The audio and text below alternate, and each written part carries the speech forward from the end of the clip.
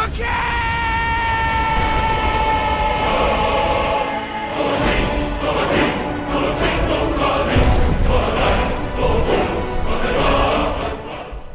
guys, what's up, and welcome back to Skyrim lore. On to Daggerfall.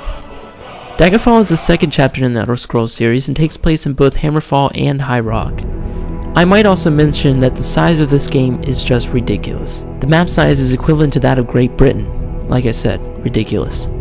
As for the story, the game takes place in the Third Era, 405, most likely somewhere in Cyrodiil, at least the beginning. The game starts out with your character, an agent of the Emperor, listening to Uriel Septim VII as he tells you that the spirit of a friend, King Lysandus of Daggerfall, must be put to rest. His spirit has been haunting the capital. He also tells you that he wrote a letter to the Queen of Daggerfall, which never arrived. He asks you to find and destroy this letter. He then tells you to get ready to ship off to Daggerfall. Once in Daggerfall, the agent must investigate what has caused the spirit of King Lysandus to linger and what happened to the Emperor's letter. When the agent finds the letter, he or she finds out from it that there is much more to the mission than an exorcism and locating a letter. It turns out Lysandus' mother, Nilfgaard, knows the location of the Mantella, the key to resurrecting the first Numidium, a great iron golem. The Emperor wants to know the location of the Mantella so his blades can finish the reconstruction of the Numidium. However, when the lever was lost, it was found by an orc named Gortwarg, who knew nothing of the Mantella and consults Metamarco, the King of Worms. Metamarco is the leader of necromancers in Tamriel. During this time, the Underking, who destroyed the Numidium to begin with, is still recuperating the energy deep within a tomb of High Rock, because destroying the Numidium took so much energy. The Underking originally destroyed the Iron Golem because he thought that Tiber Septim had misused it.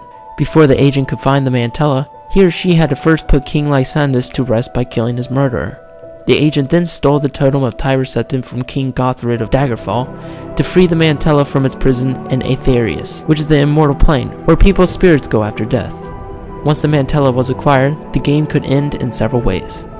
1. The agent could activate the Mantella themselves, causing the Numidium to kill the agent only to be destroyed later by Imperial forces. 2. The agent could give the Mantella to the Underking, who absorbs its power, creates a magic barrier around himself, and passes into eternal rest. 3. If Gortwarg manages to get the Mantella, he uses the Numidium to destroy the Imperial forces in the Iliac, as well as the Bay Kings, rulers of several kingdoms of Iliac Bay. The Underking arrives afterwards to destroy the Numidium, dying in the process. Gortwarg then goes on to create Orsinium, the kingdom of orcs. 4. If the Blades acquire the Mantella, they finish reconstruction of the first Numidium and use it to defeat the Bay Kings, defeat the orcs, and unite all of Tamriel under the Empire once again. 5. One of the Bay Kings wins, using the Mantella to command the Numidium to defeat all other kings before the Underking destroys the Golem and himself. 6. If Metamarco gets the Mantella, he uses it to make himself a god. Now, as you know, Elder Scrolls games are not direct sequels to each other, but references are often made back to events of past games. Seeing as how Daggerfall could end in several ways, which all depend on the player's actions, Bethesda had to be a little creative with their explanation of the ending of Daggerfall in future games. This is their explanation. All of the endings occurred. Apparently what happened was that when the agent entered Aetherius to retrieve the Mantella, a sort of disruption in time and space took place.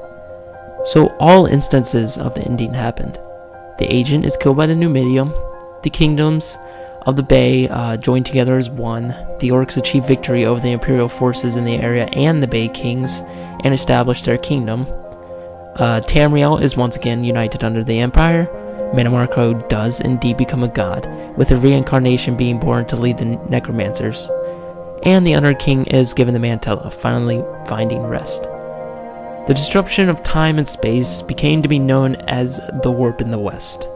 There are books in Morrowind and Oblivion that actually reference back to this. There's a book, I specifically remember finding a book, The Warp in the West, in Oblivion. I would do it in every game because I think it taught you a skill point bonus or whatever. That concludes the plot of Daggerfall. I also have to say it was quite difficult gathering all the information on Daggerfall, as I have never finished the game and the plot was pretty hard to follow from the sources I got the information from. Hopefully I got all the right details in. If anyone who played Daggerfall can confirm or dispute my summary, please do so in the comments. Anyways, I hope you guys found this informative. Thanks for watching, and I'll see you next time.